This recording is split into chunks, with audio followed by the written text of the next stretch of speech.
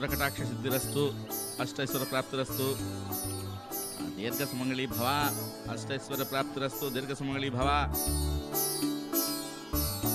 ఏమిటమ్మా ఈవేళ ఇంత ఆలస్యం అయింది? ఏం లేదు పూజారి గారు, కొంచెం పనుండి. సరేలే అమ్మా, ఇలా ఇవ్వు. ఏ ప్రతిఫలం ఆశించకుండా అందరూ బాగుండాలని ప్రతినిత్యం స్వామివారి పేరు మీద అర్చన చేయించే నీలాంటి వాళ్ళు గ్రామానికి ఒక్కరుంటే చాలమ్మా.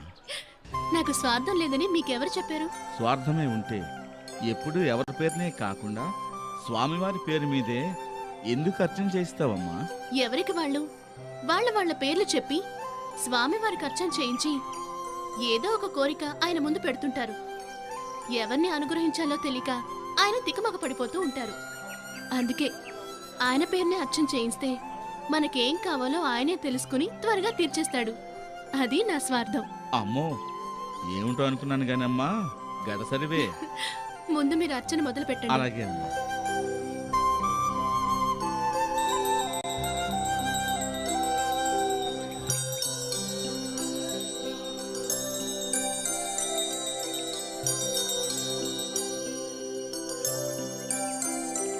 అమ్మా, హారతి తీసుకోండి.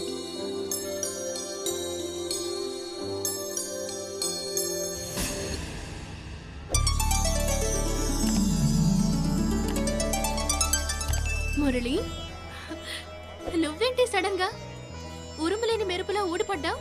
తమరు కూడా హారతి తీసుకోండి బాబు. ఏంటమ్మా, తెలిసిన కుర్రాడా? అవును పూజారి గారు.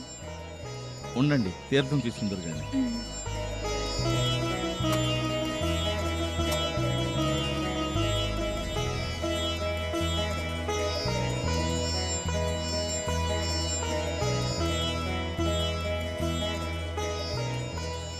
పద, వెళ్ళి కూర్చుందాం.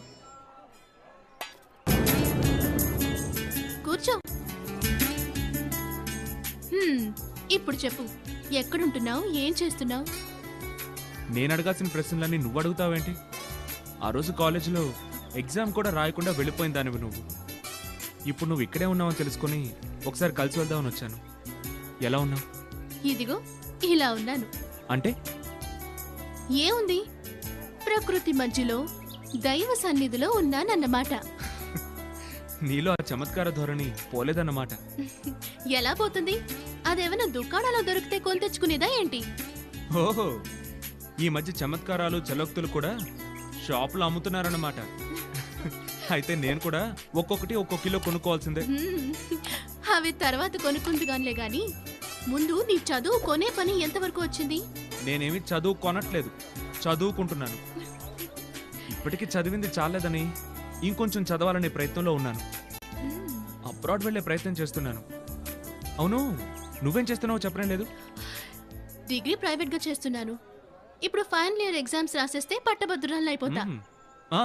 అడగడం మర్చిపోయాను. ఆ రోజు పరీక్ష రాయకుండా మధ్యలోనే వెళ్ళిపోయావు. నువ్వు వెళ్ళింది మీ నాన్నగారికి ఒంట్లో బాగాలేదనేగా. ఇప్పుడు ఎలా ఉన్నారు ఆయన?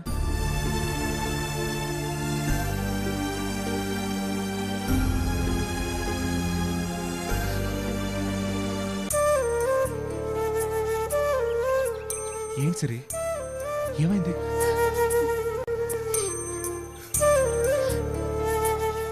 నాన్నగారు పోయారు. ఆ బాధతో వారం తిరగకుండానే మా అమ్మ కూడా పోయింది. Control your Siri, control. I'm sorry. అనవసరంగా నీకు పాత జ్ఞాపకాలు గుర్తు చేశాను. Really sorry. పర్వాలేదు, అప్పుడప్పుడు నీలాంటి వాళ్ళు గుర్తు చేస్తుంటేనే వాళ్ళని మర్చిపోకుండా ఉండగలను. ఇంత బాధలో ఉండి కూడా ఇంకా చమత్కారంగానే మాట్లాడుతున్నావు. ఎనీవే సరే, నీకెప్పుడు ఎలాంటి సాయం కావాలన్నా ఈ మురళి ఉన్నాడని మాత్రం మర్చిపోకు. నన్ను డిమాండ్ చేసి అడిగే హక్కు నీకుంది. అంటే ఏదైనా అవసరానికి మాత్రమే నేను గుర్తుపెట్టుకోమంటావు, అంతేనా? Don't be silly. I'm always silly.